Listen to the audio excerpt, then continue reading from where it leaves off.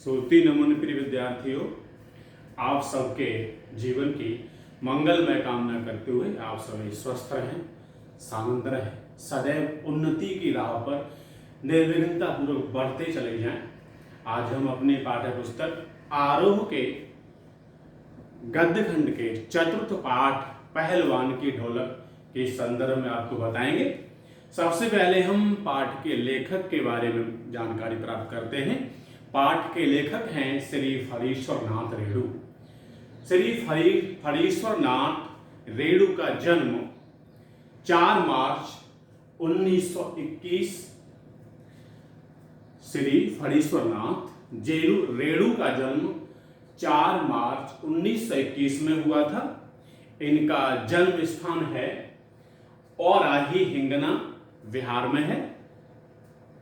इन्होंने अपनी तीव्र बुद्धि, कर्मठता, अनवरत परिश्रम के माध्यम से हिंदी जगत की बहुत लगन पूर्वक सेवा की और हिंदी को एक स्वर्णिम साहित्य कोश प्रदान किया।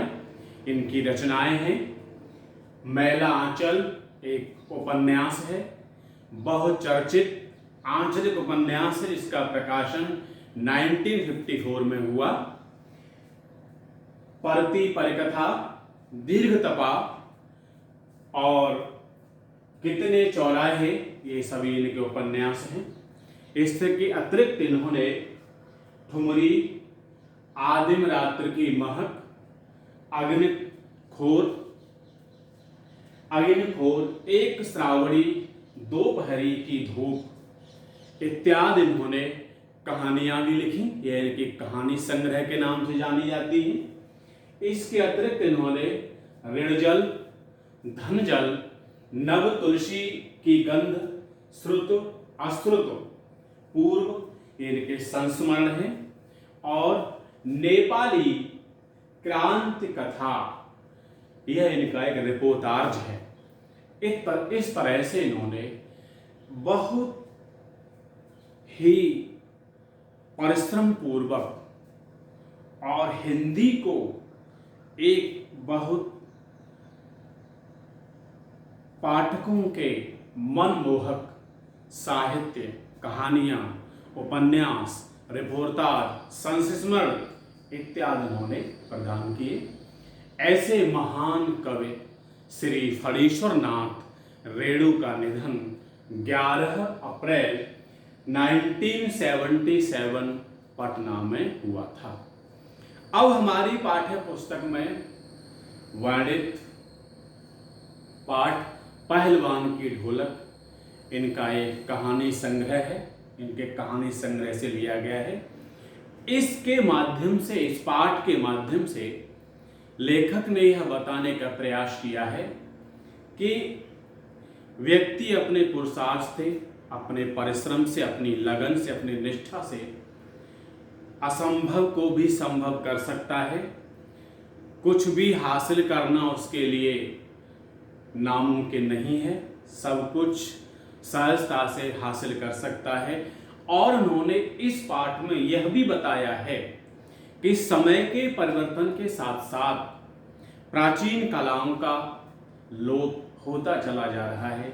लोग प्राचीन कलाओं को भूलते हुए नवीन कलाओं को अपना रहे हैं, जिससे वह कलाएं एक तरह दबती सी चली जा रही हैं।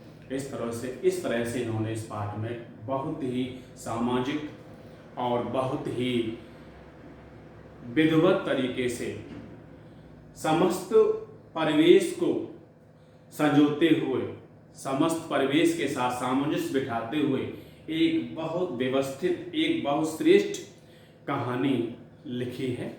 नाम है पहलवान की ढोलक। कहानी में बताया गया है कि जाड़े के दिन थे, रात बहुत भयंकर होती थी, अंधेरी रात, ऐसा लग रहा था ऐसे अंधेरी रात भी चुपचाप आंसू बहा रही थी। चारों तरफ घोर सन्नाटा ही छाया हुआ था। गांव में पूरी तरह से अंधकार व्याप्त था। डरे हुए बच्चे की तरह रात्रि भी सिसकियां भरती थी, सन्नाटा सिसकियों को अपने अंदर ही दबा रहा था। यानी बहुत ही विभीषिका भरा, बड़ा विभीषिका युक्त वर्णन इसमें किया गया है उस रात्र का।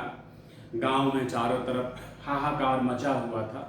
उस समय सिर्फ गांव में उल्लुओं, पेचक की डरावनी आवाजें सुनाई दिया करती थी। कुत्तों में परिस्थिति को ताड़ने की एक विशेष स्थिति होती है। कुत्ते परिस्थिति को बहुत अच्छी तरह समझ लेते हैं। दिन भर कुत्ते किसी घूर पर पड़े रहते, सिकुड़े पड़े रहते थे। रात में वह एक साथ मिलकर रोते थे, चिल्लाते थे। चारों तरफ अंधेरा अंधेरा छाया हुआ था। अमावस की रात जैसी थी, अमावस की ही रात थी। उस अंधकार में सिर्फ आकाश में ही तारे टिमटिमाते थे। कोई भी तारा भावुकता बस यदि नीचे आना चाहता था गांव में प्रकाश फैलाने के लिए, तो उसका प्रकाश रास्ते में क्षीण हो जाता था। दूसरे तारे उसकी भावुकता पर खिलखिला के हंस पड़ते थे। उस गांव में एक और आवाज थी, पहलवान की ढोलक।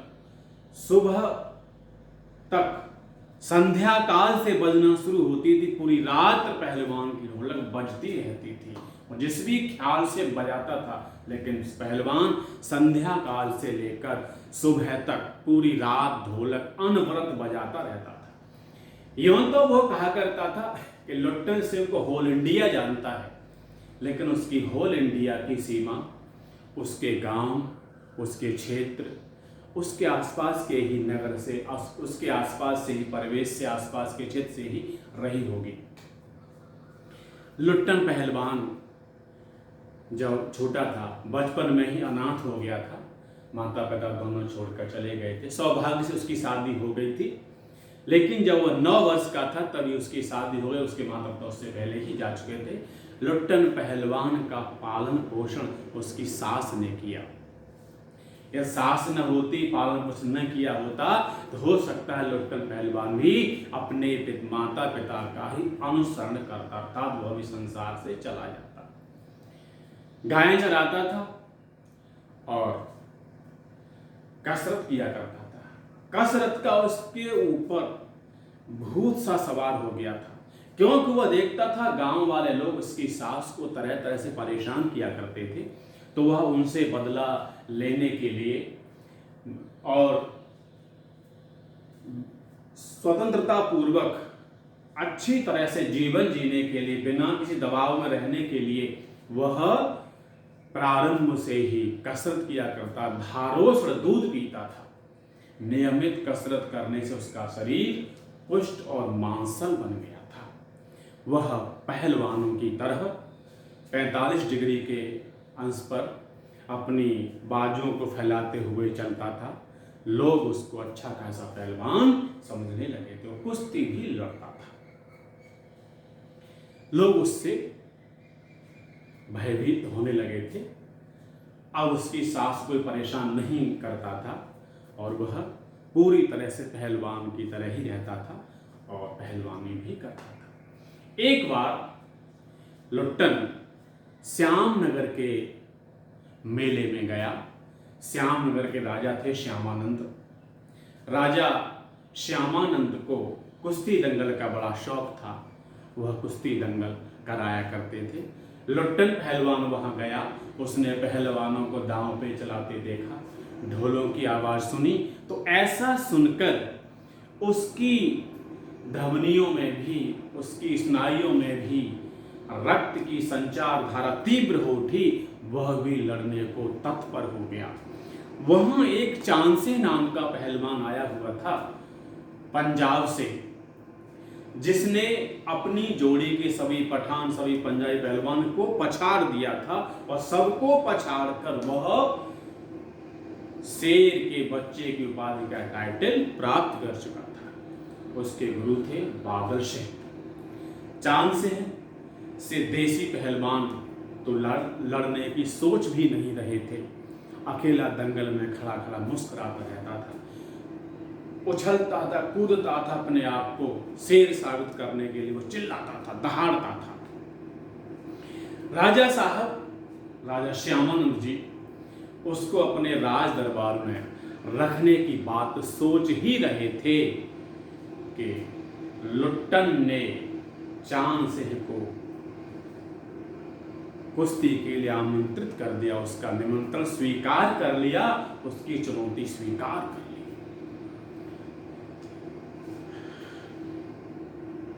राजा साहब को पता चला कुश्ती, लुट्टन ने कुश्ती स्वीकार कर ली, एक पकड़ भी, एक पहला बार भी हुआ। राजा साहब ने जब ये जाना है कुश्ती बंद करवा दी और लुट्टन सिंह को समझाने का प्रयास किया। इससे आगे हम आपको अगली वीडियो में बताएंगे आपको। श्रोते नमन, धन्यवाद।